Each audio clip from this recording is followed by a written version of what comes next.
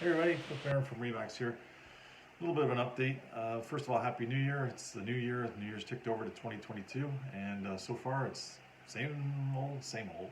Not much has changed since last year. Let's see, last year, 2021, in real estate, we had 20% increases in property values, never ever seen before.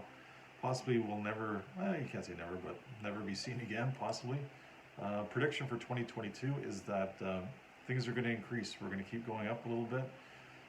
Rumor has it rates are going to increase starting in March. There might be 4 rent rate increases in 2022 starting in March. But the thing is to keep in mind, they're going to be very incremental, small rate increases, which will do very little to affect a person's mortgage. I think the numbers I saw were, the average mortgage about $50 a month or so, the first one. So if you get to about 4 to 6 of these, then we could start seeing something happen. And one thing to consider too, when people get a mortgage, they generally lock in for 3 months. So even if they announce rates increase in March, you're looking at June until that really takes effect. So I predict the market's going to go up. They're predicting 7% to 12%. I think it's going to be around 9 or 10. And I think we could either have the gains up until June, and then after that a slight decline, but I don't think so. Or we'll just have a steady trickle up. Even in June when the rates do change, or March, sorry, when the rates do change, I don't predict a big difference. I can't see a crash. You know what I mean? Like there's people out there predicting rates are going to go up. As soon as the rates go up, that's it. It's going to head down. It's not. I don't think it's going to happen like that. I have a feeling we're going to be kind of flat for a few years. That's my thinking. Until the rates increase and the significance of that rate increase really starts to kick in. But then the funny thing is, by then immigration will start to kick in again, hopefully, if this pandemic is over. And if that happens, then that kind of comes into fill the void in a way.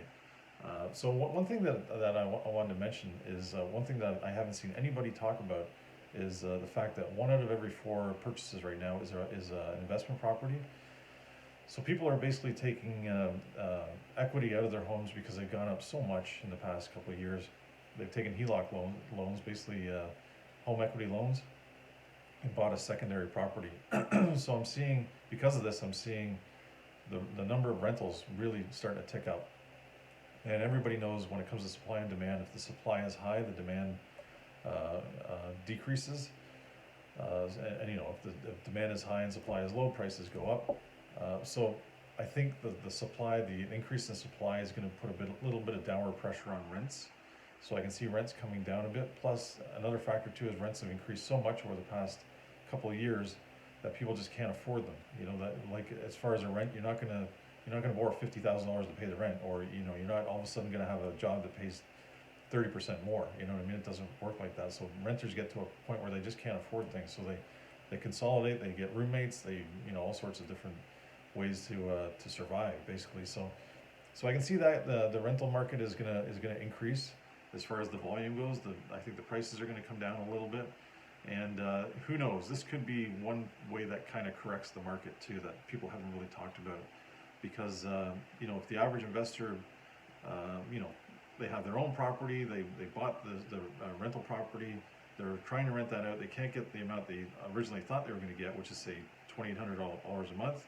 Now they're getting $2,500 a month. They've got that $300 a month gap. They have to fill that themselves.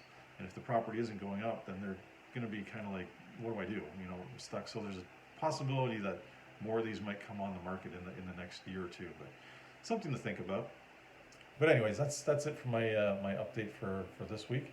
I'll do another one next week. Every week I'm going to do one every week this year.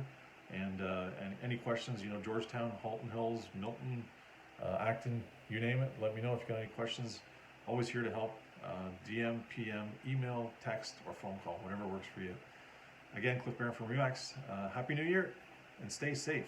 We got to say that again. Stay safe. Take care.